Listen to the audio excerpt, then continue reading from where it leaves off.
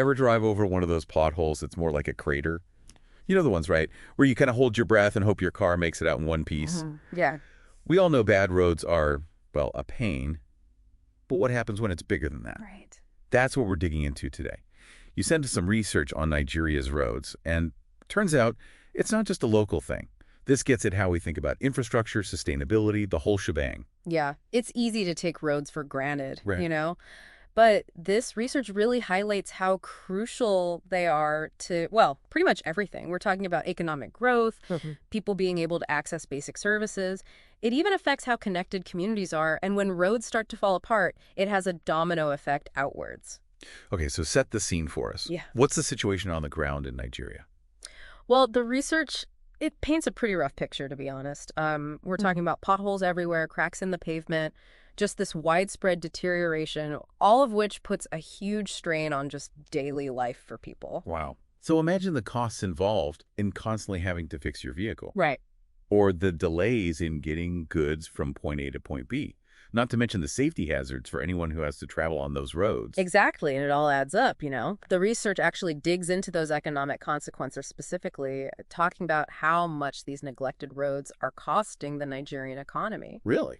Yeah, we're talking billions of dollars in lost productivity and just increased transport costs. It's like this hidden drain on resources that people don't always think about. It's amazing how something we literally drive on every single day can have such a huge economic ripple effect. Mm-hmm.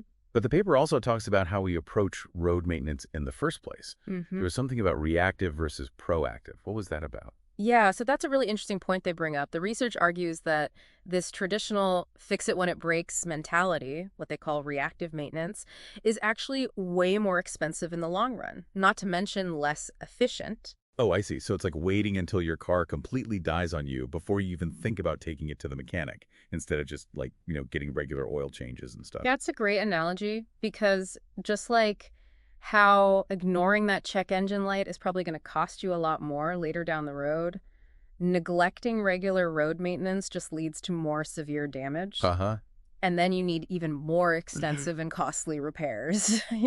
So what's the alternative then? How do we get ahead of this whole thing? Well, the research really emphasizes proactive maintenance as a more sustainable and cost-effective approach. Okay. You can think of it like regular health checkups, but for roads. Instead of waiting for something to go wrong, you're constantly monitoring and doing preventative repairs and using data to try to identify those areas that might become problems before they actually turn into major issues. Oh, so it's kind of like we're taking a more preventative approach instead of just reacting to potholes after they appear. Exactly. And to do this effectively, the research talks about the importance of using KPIs and SLAs, those things you mentioned before. Oh, right. So like KPIs, key performance indicators, think of it like the dashboard in your car. Okay. It gives you those early warning signs about potential problems, like maybe the engine temperature or Yeah. something before it actually overheats and leaves you stranded. So you're saying with roads, we need to be constantly monitoring their health to catch these problems early on. Exactly. And that's where those service level agreements or SLAs come in. Right. It's like having a contract that lays out exactly what good road conditions should look like and holds the people in charge of maintaining those roads accountable. Oh, that makes a lot of sense. So it's not just about filling potholes as they pop up. It's Yeah. about creating this whole system of checks and balances to Yep. make sure things are being taken care of. Exactly. And the exciting part is that the research highlights some amazing case studies from around the world where countries have actually implemented these proactive approaches and seen some incredible results. Oh, really? Yeah, significant improvements in overall road quality, fewer delays, and even boosts to their economies. So it sounds like there are actually proven solutions out there. That's great. Yeah. But what can we learn from these global best practices, as the paper called them? Well, they highlighted this one fascinating case study. We won't name any names to keep things neutral. Okay. But they completely changed how they handled road maintenance. They made a big investment in training their workforce, implemented some really cool modern technology to keep an eye on road conditions. Wow. And this is crucial, they fostered this whole culture of preventative maintenance. Like from top to bottom, everyone was on board. That's really interesting. Yeah. But it can't just be about the fancy technology and training programs, can it? Yeah. I mean, the paper also mentioned good governance and getting communities involved. How does that all fit together? You're absolutely right. It's way bigger than just the technical stuff. Yeah. The research is very clear that even with the most high-tech equipment and the best training, you're not going to see real change without good governance. You need transparency and accountability. Because ultimately, it comes down to people, right? Making sure that the money allocated for these road projects is actually being used effectively and that the community feels a sense of ownership over those resources. Exactly. And that's where community involvement is so important. When people are engaged and invested in the infrastructure in their communities, when they have a voice in how it's maintained, they're much more likely to support those efforts, you know, and to hold the decision makers accountable. So it's about building trust, establishing this sense of shared responsibility, and recognizing that sustainable solutions require everyone to be working together. Mm-hmm. But how does that actually play out in a place like Nigeria? I mean, the paper mentioned this agency, FIRMA. Right. Burma. What's their role in all of this? So they're essentially the ones tasked with making sure all those roads are actually maintained. But the research highlights that they're facing some pretty significant hurdles. So what are those hurdles that FIRMA's up against? Is it just a simple case of, like, they need more money? Or is it more complicated than that? Oh, it's definitely more than just funding, although that's definitely part of it, for sure.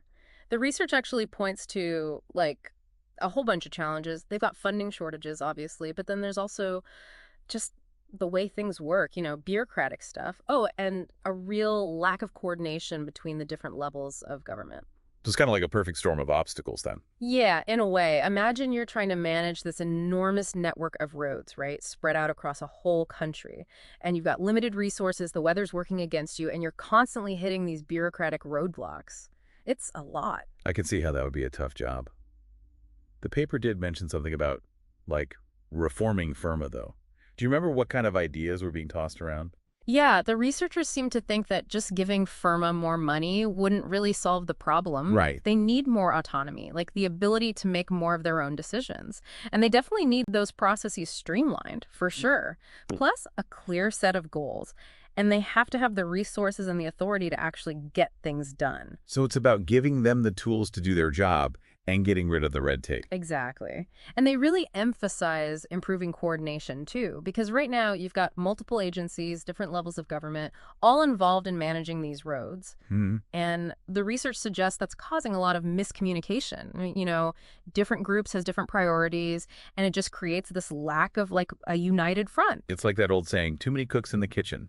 Right. Yeah, But in this case, it's the roads that are getting spoiled. exactly.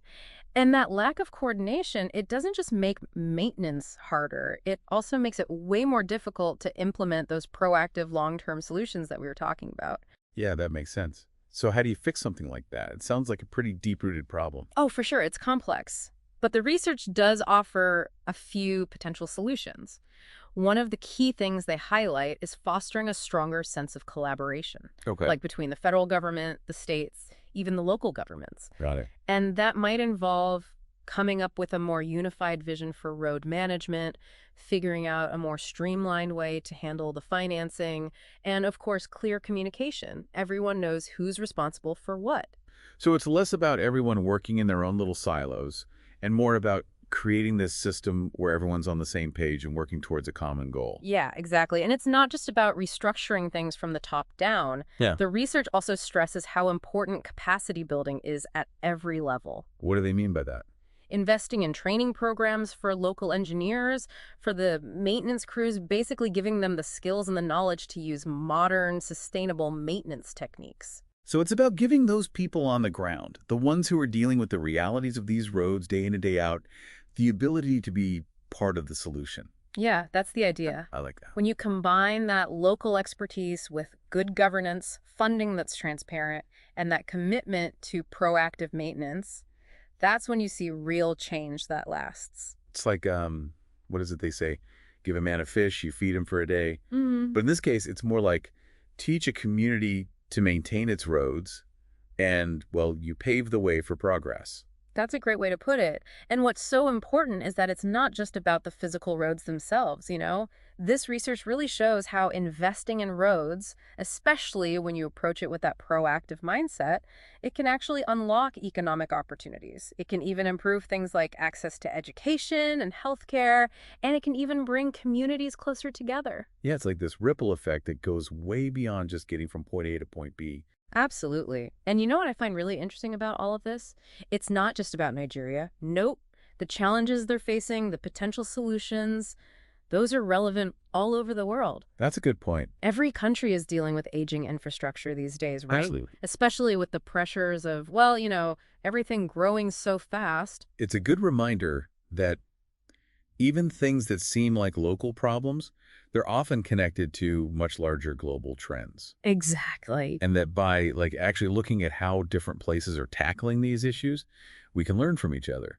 Maybe find some new innovative solutions that are better for everyone. Exactly. That's the beauty of sharing what we know, right? What works in one place might spark an idea somewhere else, lead to progress on a global scale.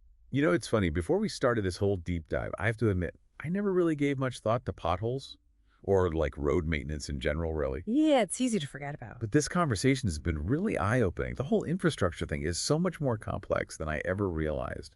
It's one of those things you don't really notice until it's not working, until you hit that pothole, or you get stuck in a traffic jam because of construction. Exactly. That's when you realize just how important those well-maintained roads are, not just for our day-to-day lives, but for, the well-being of entire communities. So true. It really makes you appreciate all the work that goes into keeping everything running smoothly, even if we don't always see it. Yeah. So to our listeners out there, here's something to think about. What's going on in your own community? What might seem like a small infrastructure issue that could actually benefit from a more proactive approach? Something to chew on. Thanks for joining us for this deep dive. Until next time, stay curious.